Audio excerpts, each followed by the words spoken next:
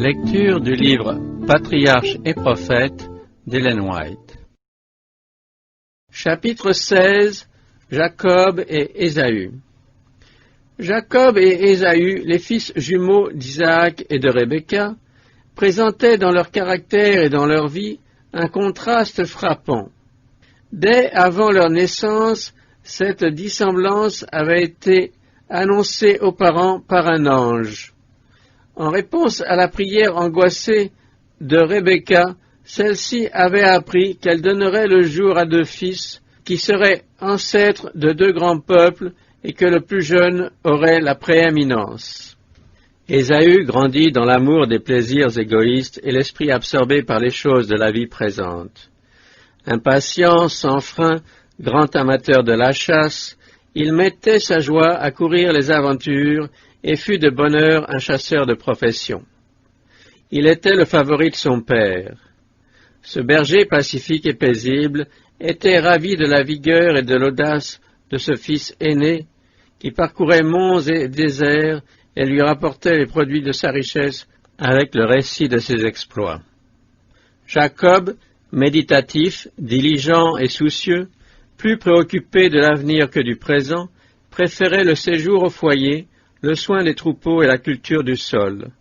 Son application, sa dextérité et son esprit d'économie en faisaient le favori de sa mère, qui trouvait dans l'affection douce et profonde et les attentions constantes du cadet plus de satisfaction que dans les rares et bruyantes caresses d'Ésaü. Les promesses faites à Abraham et confirmées à son fils, promesses qui faisaient pour Isaac et Rebecca l'objet suprême de leurs vœux et de leurs espérances, étaient connues d'Ésaü et de Jacob. Le droit d'aînesse leur avait été présenté comme un précieux apanage, conférant non seulement une richesse temporelle, mais une primauté spirituelle. Celui à qui il sera dévolu deviendra, leur avait-on dit, le prêtre de sa famille et l'ancêtre du Rédempteur promis. Mais la possession du droit d'aînesse comporte certaines obligations. Celui qui en sera le bénéficiaire devra consacrer sa vie au service de Dieu. À l'instar d'Abraham, il sera soumis aux ordres de l'Éternel et lui obéira en ce qui concerne son mariage, ses relations familiales et sa vie publique. En faisant connaître ses privilèges et ses conditions à ses fils, Isaac avait annoncé que c'était à Ésaü, en sa qualité de fils aîné, que revenait le droit d'aînesse. Mais celui-ci n'avait ni goût pour la piété, ni inclination vers une vie religieuse. Les exigences attachées au droit d'aînesse spirituel lui semblaient une entrave désagréable et même irritante. La loi de Dieu, qui constituait la base de l'alliance avec Abraham, lui apparaissait comme un joug de servitude. Résolu à suivre ses penchants et à vivre à sa guise, il mettait son bonheur à être riche et puissant, et son plaisir dans les festins et les réjouissances. Pour lui, rien n'égalait la vie émancipée, vagabonde et aventureuse. Rebecca, qui n'oubliait pas les paroles de l'ange, jugeait de la chose avec plus de discernement que son mari. Elle était persuadée que l'héritage dont parlait la promesse de Dieu était réservé à Jacob. Mais elle avait beau répéter à Isaac les paroles célestes, celui-ci, dans son affection pour le fils aîné, demeurait inébranlable.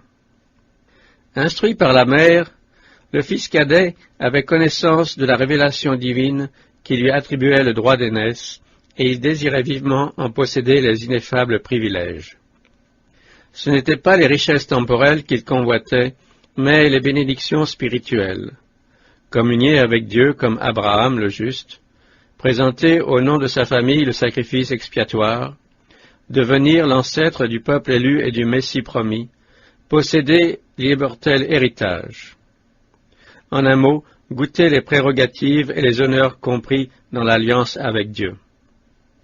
Il écoutait avidement son père parler du droit d'aînesse spirituel et retenait pieusement tout ce que lui en disait sa mère.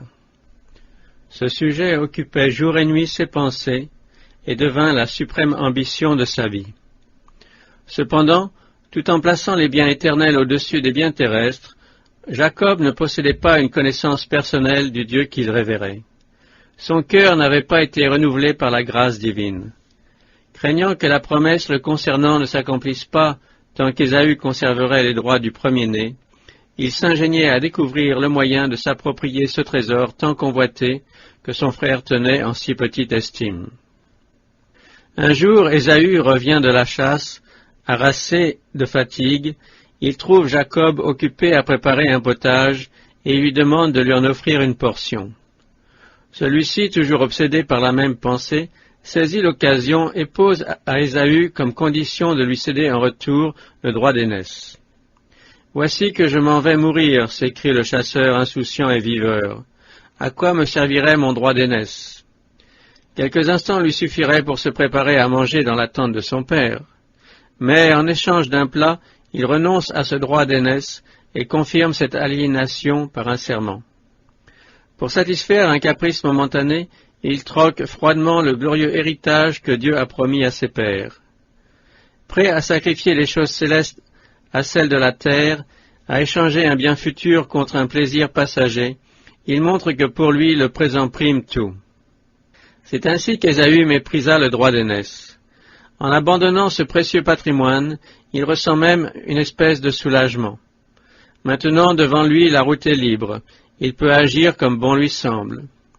Que de gens aujourd'hui encore, pour se procurer de folles jouissances, appelées liberté, aliènent leur droit à un héritage qui ne peut être ni corrompu, ni souillé, ni flétri, et qui leur est réservé dans les cieux. Toujours fasciné et asservi par les choses de la terre, Ésaü alla prendre parmi les filles de Heth 2 femmes dont l'idolâtrie fut une source de cuisant chagrin pour Isaac et Rebecca. C'était une nouvelle violation des conditions formelles de l'alliance qui interdisait le mariage entre les membres du peuple de Dieu et les païens. Cependant, ni les raisonnements de Rebecca, ni l'ardent désir de Jacob, ni l'indifférence d'Ésaü quant aux obligations du droit d'aînesse ne parvenaient à ébranler l'intention du père de conférer à son aîné le droit de primogéniture. Les années s'écoulaient. Isaac, devenu vieux et aveugle, et se croyant près de mourir, se décida enfin à donner sa bénédiction à son fils favori. Mais, connaissant l'opposition de Rebecca et de Jacob, il jugea prudent de célébrer cet acte solennel en secret, et cela, conformément à la coutume, à l'occasion d'un banquet. En conséquence, le patriarche donna cet ordre à Ésaü: « Je te prie, va dans la campagne et tue-moi du gibier. Apprête-moi un mets appétissant, selon mon goût, et que mon âme te bénisse avant que je meure. » Rebecca, qui devine le dessein de son mari, est convaincue que ce projet est contraire à la volonté de Dieu, et qu'Isaac, en frustrant Jacob de l'honneur qui lui revient, est en danger d'encourir le déplaisir du ciel. En vain, elle a essayé sur Isaac la force du raisonnement. Maintenant, elle se décide à recourir à la ruse. Dès qu'Ésaü est parti pour la chasse, elle se prépare à mettre son projet à exécution. Elle informe Jacob de ce qui se passe, et elle insiste sur la nécessité, si l'on veut prévenir l'acte final et irrévocable, d'agir immédiatement. Elle ajoute que s'il veut suivre ses instructions, il obtiendra la bénédiction découlant de la promesse divine. Jacob n'entre pas immédiatement dans le plan de sa mère. Il est très angoissé à la pensée de tromper son père. Cette action, pense-t-il, lui vaudra plutôt une malédiction qu'une bénédiction. Bientôt, cependant, ses scrupules calmés et surmontés, il cède à la suggestion de Rebecca. Il n'a pas l'intention de recourir directement au mensonge, mais, une fois en présence de son père, il croit avoir été trop loin pour battre en retraite, et il obtient par la fraude l'objet de ses vœux les plus chers. Jacob et Rebecca avaient réussi, mais de leur tromperie, il ne devait résulter que de grands chagrins. Dieu avait annoncé que le droit d'aînesse reviendrait à Jacob. S'ils avaient attendu avec foi et laissé le Seigneur opérer en leur faveur, cette promesse se serait accomplie à son heure. Mais, comme beaucoup de gens qui se disent chrétiens, ils ne consentaient pas à abandonner la chose entre ses mains. Rebecca se repentit amèrement des mauvais conseils qu'elle avait donnés à son fils. Son acte eut pour effet de l'en séparer à toujours. Elle ne devait en effet plus revoir son visage, et Jacob, dès lors, ne connut plus que le remords. Il avait péché contre son père, contre son frère, contre son âme et contre Dieu. En une seule heure, il s'était condamné à toute une vie de regret, surtout lorsque, des années plus tard, l'inconduite de ses fils vint assombrir son existence. À peine Jacob était-il sorti de la tente de son père qu'Ésaü rentra de la chasse. Quoiqu'il eût aliéné son droit d'aînesse et confirmé cet acte par un serment solennel, il était maintenant déterminé, quelles que fussent les prérogatives de son frère, à en réclamer le profit.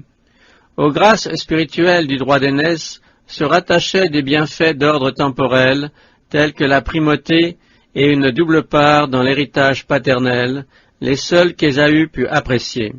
« Que mon père se lève, dit-il, et qu'il mange de la chasse de son fils, afin que son âme me bénisse. » Ému, surpris, terrifié, le vieillard aveugle apprend la mystification dont il vient d'être la victime. Son espoir, si longtemps caressé, est réduit à néant. En outre, il sympathise profondément avec le désappointement de son fils aîné. Mais, soudain, il sent s'imposer à lui la conviction que c'est Dieu qui vient de dissiper son projet et de permettre la chose même qu'il a si longtemps voulu empêcher. Il se souvient des paroles de l'ange à Rebecca, et, malgré la faute dont Jacob vient de se rendre coupable, il reconnaît que celui-ci est le plus digne de réaliser le dessein de Dieu.